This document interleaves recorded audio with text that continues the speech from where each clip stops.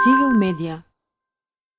Која е улогата на Канцеларијата на народниот правобранител во изборните процеси? Кои се активностите предвидени од народниот правобранител за одбрана на правото на глас на граѓаните? Мајќи го предвид значењето на избирачкото право што го има за граѓаните, народниот правобранител во континуитет, тргнувајќи од неговата уставна надлежност да ги штити уставните и законските права на граѓаните, а особено кога станува збор за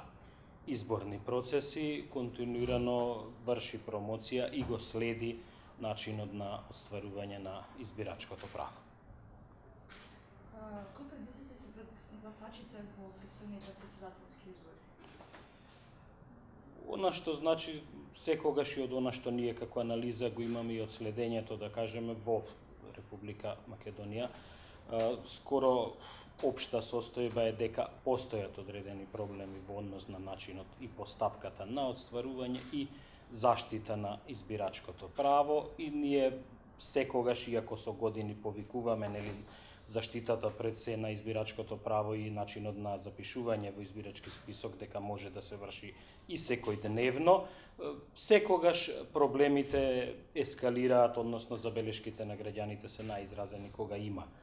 избори и дури најчесто е на денот на на денот на гласањето, на остварувањето на избирачкото право, кога пак од друга страна и можноста за она што значи народниот правобранител да обезбеди заштита е многу мала, особено на оние лица кои што од разни причини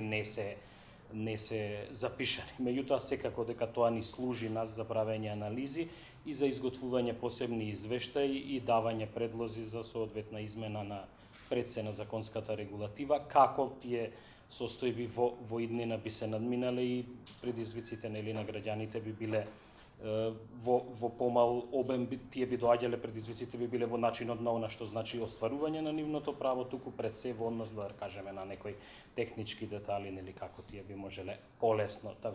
го отстварат, односно во одредени модалитети, што исто така ние имаме за одредени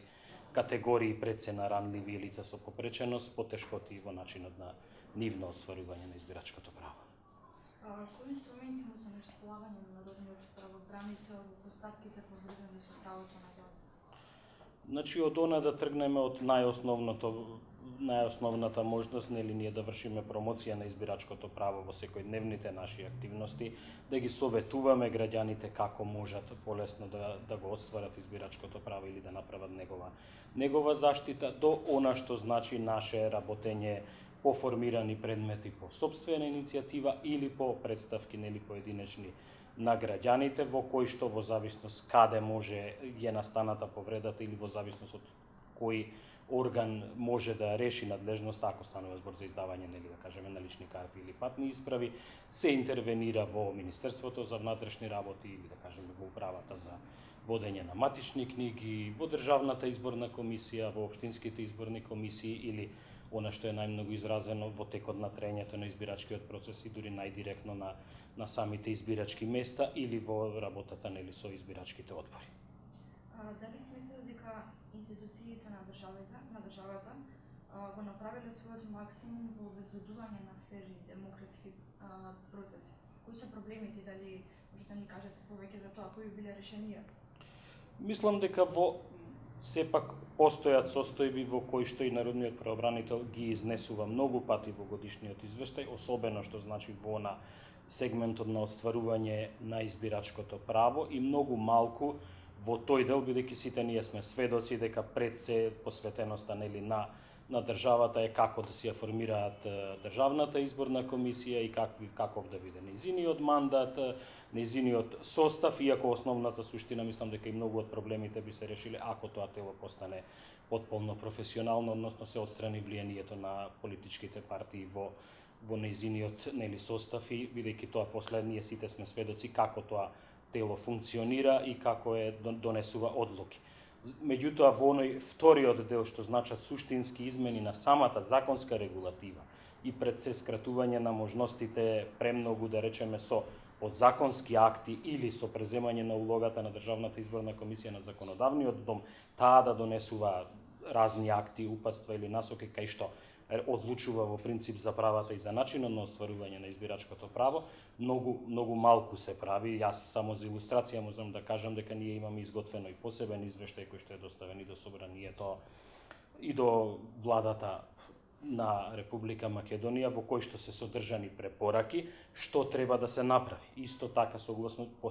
годишниот извештај од пред 2 години и од Собранието се утврдени мерки во кои што требаат сите работи. Еве јас само некои ќе илустрирам, значи требаше да се испита таму одговорноста за злоупотребите со избирачкиот список, за начинот на оневозможување на одредена категорија на лица кои што од денот на распишување на изборите до денот на гласањето се отстрануваат поради некоја си наводно системска грешка на системот, но тоа не е мал број на гласачи, можеби се и 50 на илјади, иако во меѓувреме сите си ги обновуваат личните карти или вадат нови, се уште тој проблем е нерешен. Нерешен е проблемот на гласање на лица што се сместени во старски домови, да тргнеме в геронтолошки заводи, такви слични институции. Сведоци бевме што се случува со остварувањето на правата на лицата што се наоѓаат на издржување казна затвор, па заклучно со нерешавањето на проблемот на злоупотреба на личните податоци во избирачкиот список и пристапот на електронски пат. Сето тоа од нашите сознанија какви што ги имаме, од она што дојде и како повратна информација од сите засегнати страна, почнувајќи од Министерството за правда како надлежен орган, дека сето тоа ќе се има во предвид, но многу малку практично се имплементира. Јас еве имам сведоци, сега е за поздравување да кажеме, дека ќе се гласа и во старски домови, но сепак тоа е нешто како пилот проект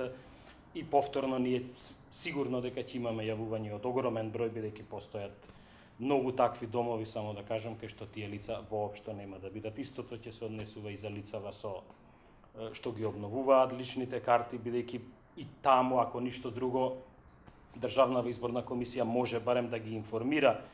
граѓаните дека тие ќе бидат избришани затоа што системот ќе претпостави дека на нив ќе им престане важноста. Ако тргнеме од уставот, тоа е без никакво значење, бидејќи уставот го гарантира на секое полнолетно лице, освен на оние што се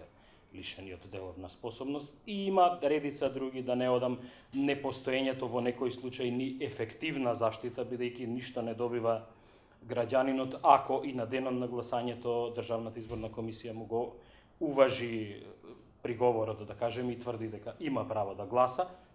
тој нема да може да гласа. Таму имаме одредени категории лица кои што во меѓувреме излегле од издржување на казна затвор или други лица еве од овие со личниве карти што добиле документ, меѓутоа нив повторно ќе ги нема во избирачкиот список и значи и таквото и правното средство нема ние што викаме ефективен правен лек за заштита. На што највеќе треба да обрнат внимание гласачите и граѓанските организации кои што се акредитирани да ги наблюдуваат изборите во текот на овој процес? Јас еве, иако ќе кажам дека системот треба да овозможува можност граѓаните непречено да ги остваруваат правата, а не обратно, граѓаните да бидат сервис, сепак еве пред почетокот можам да апелирам на сите да си направат сепак увид по можност да проверат дали се и навремено, ако ништо друго можат и да побараат и правна помош и совет како од Народниот правобранител, односно преку сите потрашни единици на Државната изборна комисија да бидат запишани, а останатото што се однесуваат Народниот правобранител и Сдруженијата на граѓани кои што се занимаваат со сите да повикаат тоа процесот избирачкиот да се одвива непречено во најдобар ред, да ги следат, да алармираат за одредените злоупотреби, да не се повторуваат и да се надминуваат таквите состојби. Цивил медија